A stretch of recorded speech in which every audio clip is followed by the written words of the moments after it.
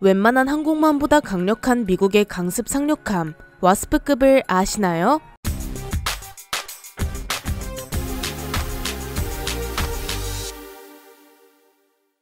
안녕하세요. 지식스토리입니다. 이번에는 전투기를 싣고 다니며 적진을 초토화시키는 미국의 미친 함정에 대해 알아보도록 하겠습니다. 2000년대 최고의 전략 게임이었지만 이제는 한국의 민속놀이가 된 스타크래프트에는 정말 수많은 전략이 존재합니다. 이 중 가장 치명적이면서 상대를 귀찮게 할 수 있는 전략은 바로 드랍 플레이입니다. 적이 수비하고 있는 지역을 피해 적진 가운데나 후방에 많은 병력을 투입해 전세를 쉽게 뒤집어버리는 전략이죠. 현실에서도 이와 비슷하게 쓰이는 전략이 있는데요. 바로 상대의 옆구리를 타격하는 상륙작전입니다. 수많은 함정을 동원해서 적이 예상하지 못하는 곳에 대규모 병력을 투입하는 방식으로 순식간에 적의 허를 찌르는 전략이죠. 이런 상륙작전에만 성공하면 적의 보급로를 차단하거나 추가적인 전선을 만들어 적의 병력을 분산할 수 있습니다. 우리에게 잘 알려진 인천 상륙작전과 노르망디 상륙작전만 봐도 전세를 금방 뒤집어 전쟁을 승리로 이끌었다는 것을 알 수 있습니다. 하지만 상륙작전은 효과가 큰 만큼 부작용도 적지 않은데요. 적들도 상륙의 위험을 대비하고 있기 때문에 해안가에는 감시 초소부터 시작해 해안포, 기뢰, 지뢰 등 수많은 방어시설을 구축해 놓습니다. 이렇다 보니 대충 배에 몇 척 끌고 가서 바닷가에 병력을 내려놓기만 한다고 성공할 수 있는 것이 아니죠. 이런 상륙작전의 성공 확률을 높이기 위해 가장 많이 고민한 나라는 역시나 미국인데요. 미국은 전쟁만 났다 하면 무조건 배를 타고 가야 하므로 상륙작전을 안 할래야 안 할 수가 없는 나라입니다. 미국은 상륙작전에서 발생하는 피해를 최대한 줄일 방법을 계속해서 연구했습니다.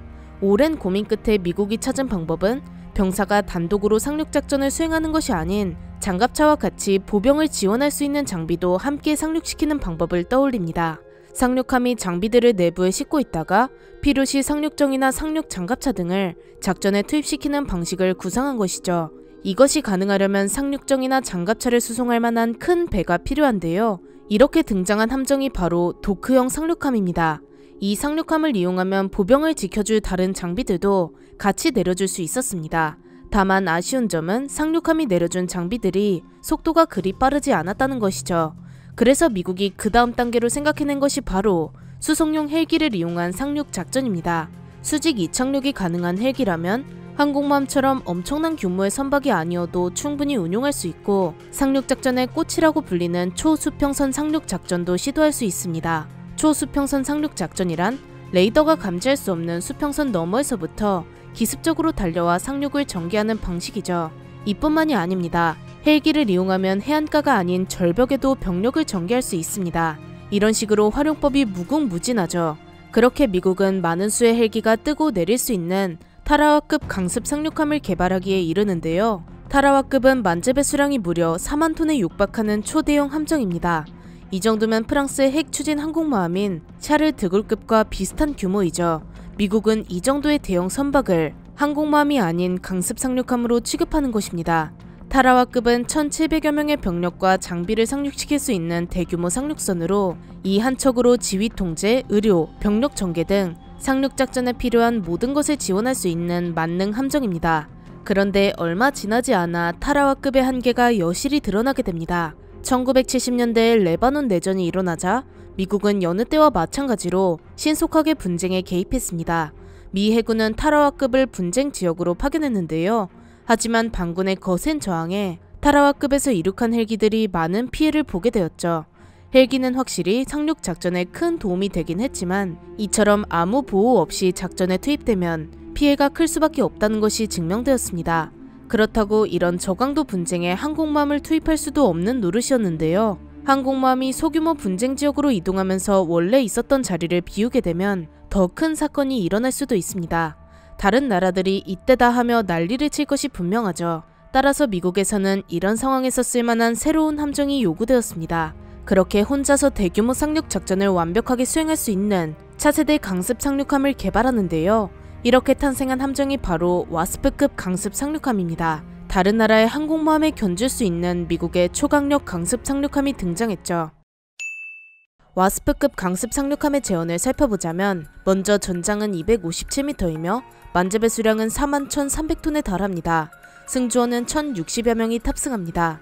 최고 속도는 22노트, 약 시속 41km이며 와스프급이 수송할 수 있는 병력과 장비는 병력 약 1,800여 명, LCAC 공기부양정 3척, LCM 상륙정 12척이며 운용 가능한 항공기는 AV-8B 해리어와 헬기 등이 있습니다. 이 밖에도 많은 수의 항공기를 운용할 수 있죠. 무장으로는 시스페로우 8연장 함대공 미사일 2개, RAM-116 램 21연장 미사일 2개, 펠렁스 근접 방어 무기체계 3개가 있습니다. 엔진은 7만 마력의 힘을 낼 수 있는 증기 보일러 2개가 장착되어 있습니다. 와스프급은 항공모함이라고 봐도 무방할 정도로 큰 함정입니다. 애초에 이 정도 크기면 웬만한 국가에서는 항공모함으로 운용하죠. 심지어 기존의 타라와급은 불가능했던 전투기 운용도 가능한데요. 물론 항공모함처럼 활주로를 이용해 완벽하게 이착함하는 것은 아닙니다. 이함할 땐 연료와 무장이 많기 때문에 달려서 뜨고 비행 후 연료도 바닥나고 무장도 사용하고 나면 수직으로 착함할 수 있습니다. 이런 방식으로 해리어나 F-35B 정도는 충분히 이착함할 수 있죠.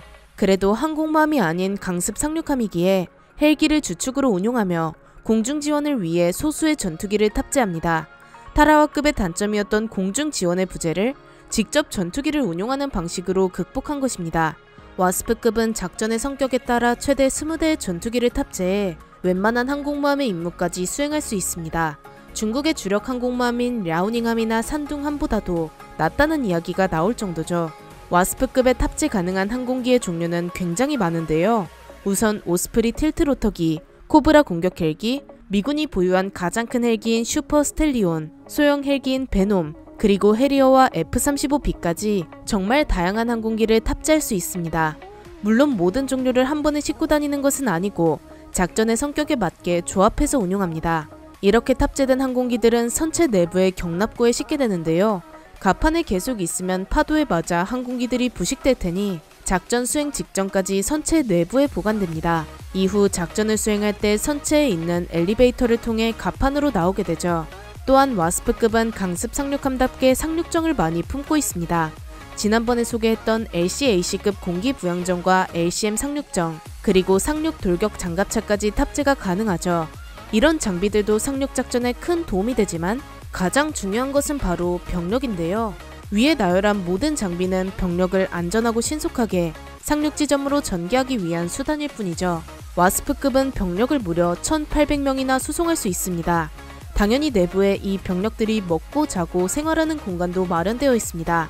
이 밖에도 작전에서 사용할 차량이나 화기 등도 당연히 실려있죠. 이런 대규모 상륙 병력들이 전투기와 공격 헬기의 지원 아래 상륙정에 탑승해 상륙 작전을 치르는 것입니다. 게다가 전투 중 다치는 사람이 생기면 바로 치료하기 위해 와스프급 내부에는 웬만한 의료시설이 모두 갖추어져 있습니다. 물론 전투기가 미리 가서 위협적인 녀석들을 다 제거해버릴 테니 실제로 병력이 입을 피해는 상당히 적을 것입니다. 의료시설에 누워있는 사람은 극소수일 테지만 혹시 모르니 만들어둔 시설이죠. 이런 와스프급은 강습 상륙함인 만큼 자체적인 공격 무기는 탑재되어 있지 않은데요. 기본적인 방어 무기만을 탑재하고 있습니다. 대공 방어용인 시스페로 미사일이나 근접 방어용인 펠렁스 기관포 정도이죠. 이런 와스프급은 지금까지 총 8척이 생산되어 미군이 작전을 수행하는 전 세계의 바다를 항해하고 있습니다. 그런데 와스프급은 얼마 전에 한 척이 파괴되었는데요. 치열한 전투 끝에 함정이 침몰하거나 그런 건 아니고 2020년 7월에 샌디에이고 해군 기지에서 보수 중이던 와스프급 6번함에서 화재가 발생했기 때문이죠. 진압하는 데만 나흘이 걸린 대형 화재였습니다. 이 때문에 함정이 심각하게 손상되었고 수리하려면 최소 7년이라는 긴 시간과 33억 달러라는 천문학적인 비용이 들 것으로 추정되어 결국 폐기를 결정했습니다. 와스프급은 한 척에 19억 달러면 살 수 있기 때문에 배보다 배꼽이 더 큰 격이었죠. 차라리 한 척을 다시 만드는 게 나은 선택지입니다. 현재 와스프급은 차기 강습 상륙함인 아메리카급 강습 상륙함에게 그 자리를 내어주고 있는데요. 와스프급도 굉장히 크고 비싸고 성능도 엄청난데 과연 차기 상륙함인 아메리카급은 어떨까요? 아메리카급에 대해 궁금하신 분들은 우측 상단의 링크를 통해 확인해 보시길 바랍니다. 이렇게 항공모함이라 불려도 아무런 손색이 없는 미국의 와스프급 강습 상륙함에 대해 알아보았는데요. 영상을 재미있게 보셨다면 구독과 좋아요 부탁드립니다. 감사합니다. 지식스토리였습니다.